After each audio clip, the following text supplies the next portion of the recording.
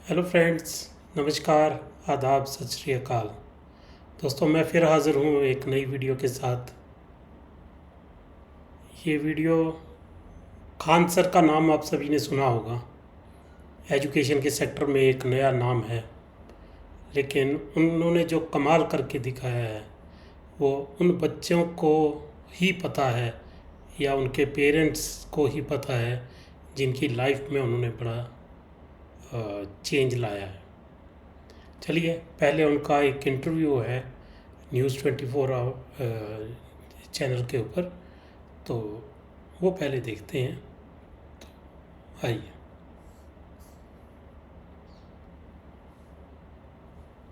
कुछ लोग जो हैं वो सोचते हैं कि जो स्टॉपेज किया हमने, जो रुक गए हम, वो सही मायने में गलत था। वो गलत है। हाँ, नहीं रुकना चाहिए। युद्ध अंतिम उपाय होता है शांति का। अगर हम चाहते हैं कि युद्ध ना हो तो युद्ध के लिए तैयार रहना पड़ता है। लोग पी जाते समंदर खारा ना होता तो। अगर युद्ध इतना ही खराब था तो बांसुरी बजाने वाले कृष्ण कन्हैया कभी महाभारत होने नहीं देते। कुछ होते हैं यहाँ पे युद्ध रहना। हर भगवान को देखिएगा शांति के प्रतीक हैं, लेकिन सबके पास अपना हथियार है। करुणा से भरे हमारे बजरंग बली, लेकिन गदा साथ में रखते हैं। करुणा से भरे हुए, क्या नहीं मांगने पे देते हैं यहाँ पे। कृष्ण भगवान हमेशा कौरवों से तो ऐसे बात करने गए थे 5 गांव मांगने, जैसे कोई बहुत एक याचक है, साधारण याचक, सुदर्शन चक्र लेके। तो युद्ध के लिए तैयार। ये राष्ट्रपिता हमारे गांधी जी थे जो नॉन वायलेंस के प्रतीक थे, तो फिर वो भी तो है ना। गांधी जी नॉन वायलेंस के पुजारी थे। उस समय देश आज़ाद नहीं था। संगठन को लंबे समय तक बचा के रखने के लिए एक जरूरी था, क्योंकि अंग्रेजों के पास हथियार इतने ज़्यादा थे कि संगठन बनाने में टाइम लगता है। अगर हम एक गर्म दल बनाते थे 10 साल में, वो 10 दिन में ख़त्म करके रख देते थे। जब लाशें गिरती थी तो लोगों का मोटिवेशन गिर जाता था। तो गांधी ने उस समय एक रास्ता निकाला कि अंग्रेजों के खिलाफ लड़ना भी है, संगठन भी मजबूत बना के रखना है, और साथ ही साथ क्या करना है, मोटिवेशन भी बना के रखना है। तो गांधी जी संगठित करते थे। इसी कांग्रेस से तो सुभाष चंद्र बोस निकले थे। सुब्रह में तो नरम दल वाले थे, गरम दल थे। ये तो गांधी की दूरदर्शिता थी कि हमारा आंदोलन जिंदा रहेगा लंबे समय तक के लिए। वरना भगत सिंह की कौन इज्जत नहीं करता है, क्या सुभाष चंद्र की इज्जत कौन नहीं करता है, चंद्रशेखर आजाद जी की इज्जत कौन नहीं करता है। लेकिन गरम दल को दबाना आसान होता है, और एक कोई इंसान जाता है तो कई लोग उससे प्रेरित होकर और आते हैं, और उससे कई गुना ज़्यादा लोग थोड़ा सा कतराने लगते हैं। तो गांधी को रास्ता था। और दूसरा ये था कि अंग्रेजों को मारना था। तो जब कोई मरीज बीमार होता है तो उसे टैबलेट भी दिया जाता है, इंजेक्शन भी दिया जाता है। तो भगत सिंह इंजेक्शन थे, गांधी जी टैबलेट थे। दोनों नोट पे तो गांधी जी का ही फेस आता है ना। लंबा समय इसमें हाँ। किसी को लगता है कि गांधी का नहीं होना चाहिए, किसी को लगता है गांधी का होना चाहिए। लेकिन एक आंदोलन को 40 साल तक खींचने वाला इंसान था। हाँ। एक इतना लंबा कार्यकाल किसका था। हाँ। लंबे समय तक खींचा था उस इंसान ने। देश जब आज़ाद हो रहा था तो नोआखली के दंगों को शांत कर रहे थे।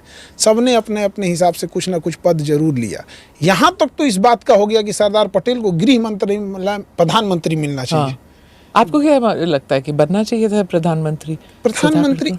एंटरिम सरकार में देखिए, प्रधानमंत्री जो सरकार चला रहे होते हैं उन्हें पता होता है कि गृह मंत्री इक्विवेलेंट टू प्रधानमंत्री है।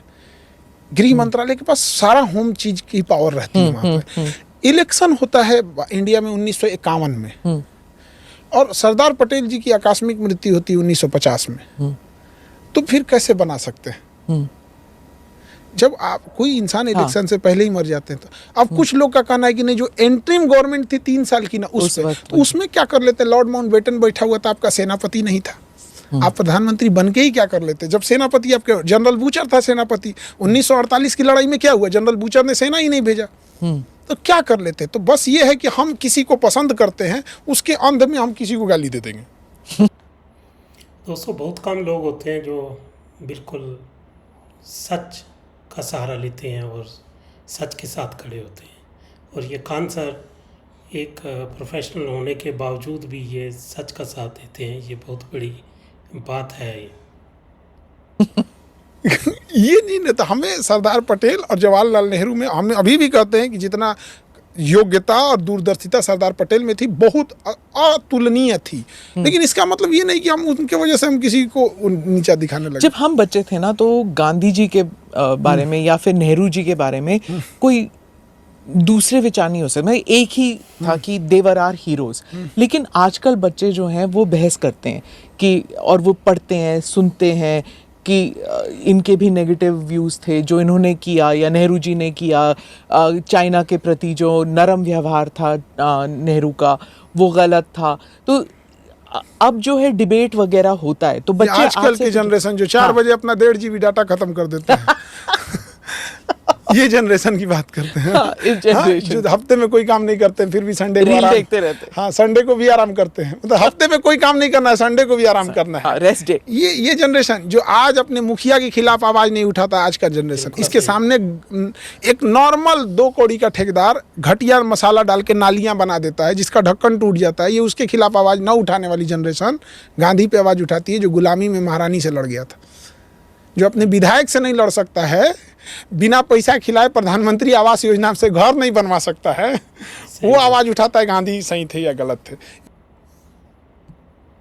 देख लिया दोस्तों, इन खान सर के बारे में शायद आप जानते होंगे, इन्होंने बहुत सारे बच्चों को पढ़ा के बहुत सारे बच्चे IAS बने हैं, बहुत सारे बच्चों ने नीट क्लियर किया है, और वो गरीब घरों के बच्चे होते हैं।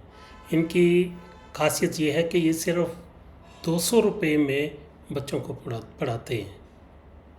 इनका मानना है कि मुफ्त में अगर कुछ दे भी दिया जाए, अगर उनको मुफ्त में भी पढ़ा दें तो फिर उसकी कदर नहीं रहती है। तो 200 रुपये इन्होंने सिर्फ फीस रखी है, ये बहुत बड़ी बात है आज के ज़माने में।